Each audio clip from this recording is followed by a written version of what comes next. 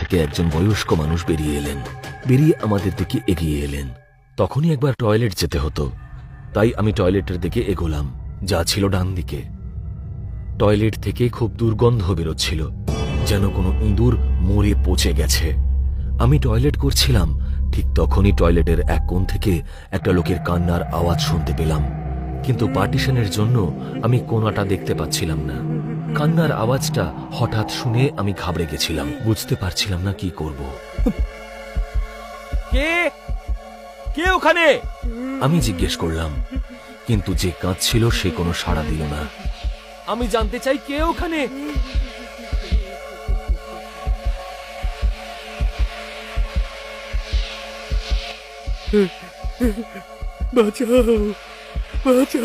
তখনই কোণ থেকে ওই লোকটা সাহায্যের জন্য চেঁচিয়ে উঠল।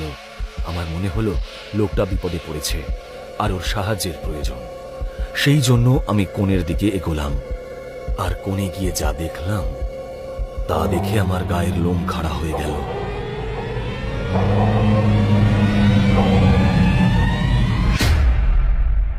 সেই কোণায় একটা মৃতদেহ পড়েছিল, যার গায়ে পোকা ধরে গিয়েছিল, আর একটা ইঁদুর ওই মৃতদেহের রক্ত চেটে খাচ্ছিল। মৃতদেহটা পচে গিয়েছিল, আর তাতে বেশ কিছু ছুরির আঘাতের চিহ্ন ছিল।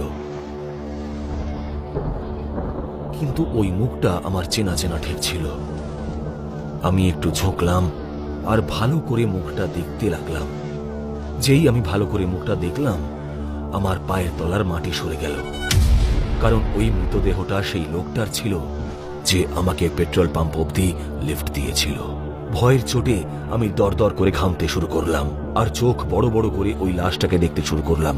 আর ঠিক তখনই লাশটা চোখ খুলল, আর আমার কলারটা ধরে আমাকে ওর দিকে টানলো, আর আমার ঘাড়ে একটা কামড় বসালো।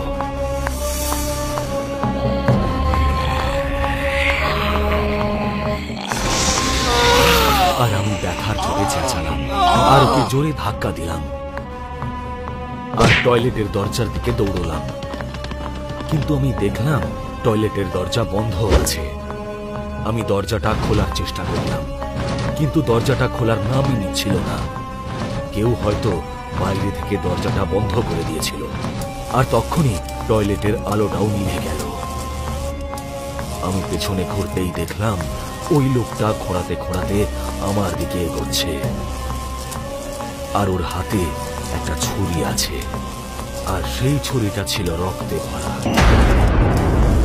আমি বুঝতে পারলাম যে ও এবার